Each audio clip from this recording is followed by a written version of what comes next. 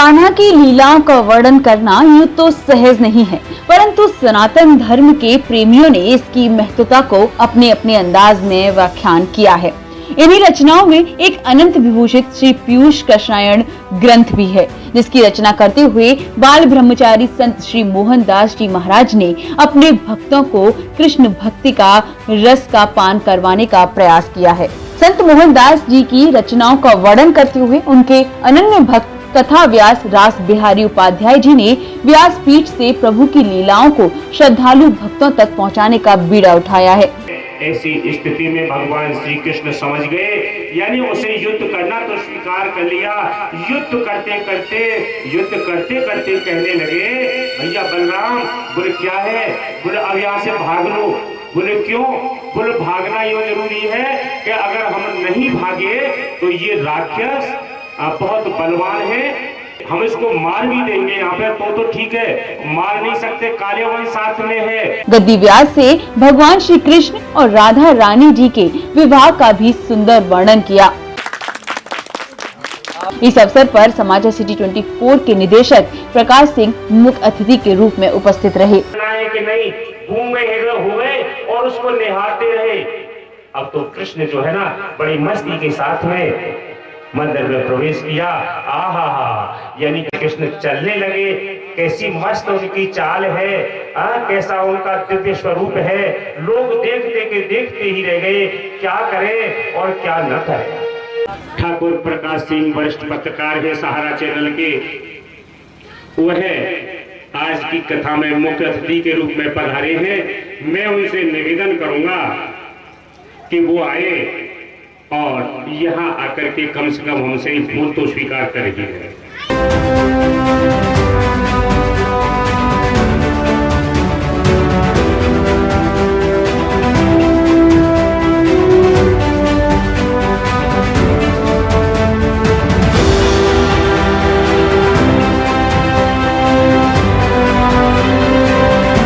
जी जो है आपको निश्चित रूप से जो है ना आपकी मनोकामना पूर्ण करेंगे, इसमें दो राय क्या है।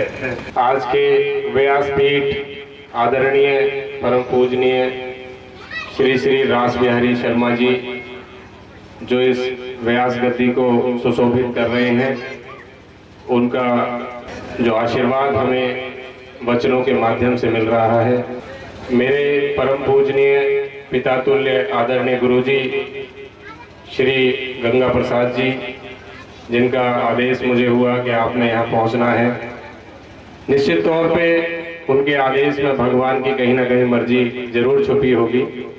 जब मन बना होगा इस पंडाल को बनाने के लिए तो बहुत प्रयास किया सभी पंडालकारों ने, पंडाल तब सजा। जब मेहनत की तो ये पंडाल बन गया। जब भी हम कोई प्रयास करते हैं किसी कार्य को करने के लिए तो निश्चित तौर पे उसके लिए हमें बहुत मेहनत करनी पड़ती है, बहुत कुछ संजोना पड़ता है, तब कहीं जाकर के ये सब व्यवस्थाएं पूर्ण होती हैं और हम लोग उसका आनंद उठा पाते हैं। लेकिन भगवान का दरबार एक ऐसा दरबार है, व्यास गद्दी एक ऐसी गद्दी है, इसके लिए किसी को बुलाने की आवश्यकता नहीं होती। ये तो ईश्वर की जब मर्जी होती है वो भाव में बांध करके अपने भक्त को कहीं से भी बुला लेते हैं। और आप सब भक्तों के बीच में ऐसा ही एक मैं भक्त हूँ। मैं आपके श्री चरणों में सभी भक्तगणों को, व्यास गद्दी को, गुरुजनों को कोटि कोटि नमन करता हूँ, वंदन करता हूँ। आपका बालक हूँ, सदैव कोशिश करता हूँ कि आप लोगों के बीच में बना रहूं। उसके लिए जब जब मुझे अवसर मिले मैंने कोशिश की अपने लोगों के बीच में, अपने समाज के बीच में रहने की, और यही प्रयास मैं निरंतर करता रहूंगा।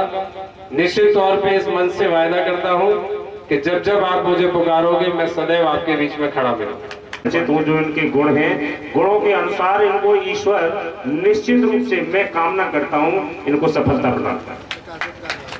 इस अवसर पर राधा कृष्ण की भक्ति में सराबोर श्रद्धालुओं ने अपने आराध्य के साथ जमकर रास भी रचाया।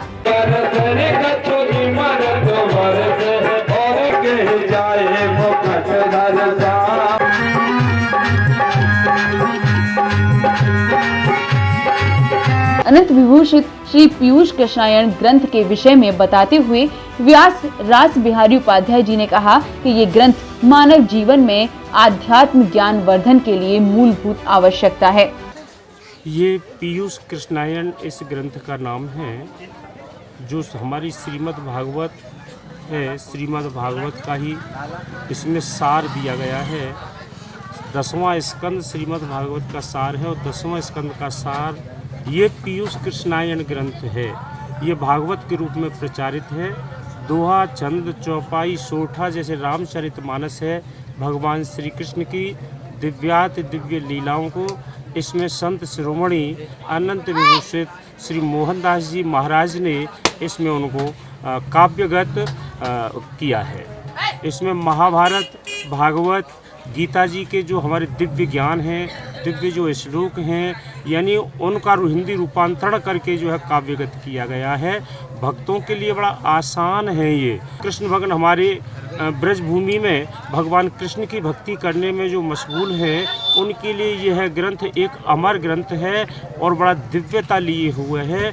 जो संत लोग इसको पढ़ते हैं, सुनते हैं, वास्तव में वो जिस आनंद की अनुभूति करते हैं वह वाणीतीत है। इसके संपर्क सूत्र के लिए यानी प्रेम कुटी, कीर्तन भवन, बढ़ौता, मथुरा है। इसके अन्य भी ब्रांचेज हैं। मथुरा है जन्मभूमि रोड पर, बरसाना में है परिक्रमा मार्ग पर, वृंदावन में गिरिराज वाटिका में है, ये छठीग्राम में भी है।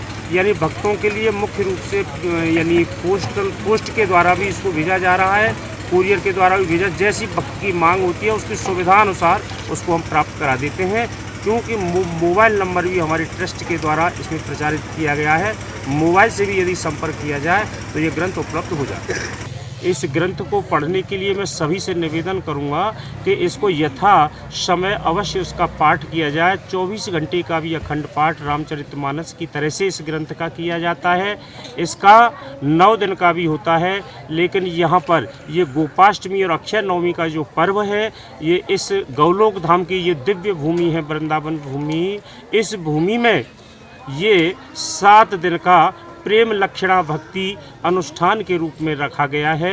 जो संत भक्त इसको सुन रहे हैं और आनंद ले रहे हैं। भागवत की, महाभारत की और गीता जी की एक समन्वित इसमें ये वाणी को प्रचारित किया गया है।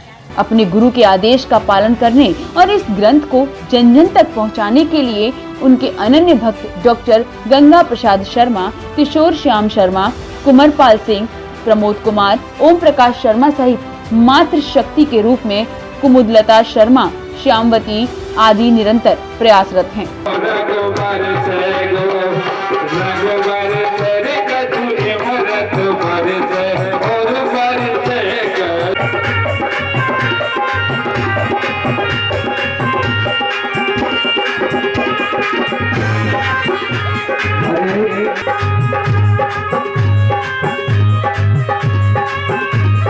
मथुरा से समाज सिटी 24 के लिए सत्यपाल सिंह की रिपोर्ट। कान्हा की नगरी से जुड़ी हर छोटी बड़ी खबर पर है हमारी पैनी नजर। जुड़िए समाचार सिटी 24 के साथ, सब्सक्राइब करें, लाइक करें और पाएं सबसे पहले लेटेस्ट अपडेट।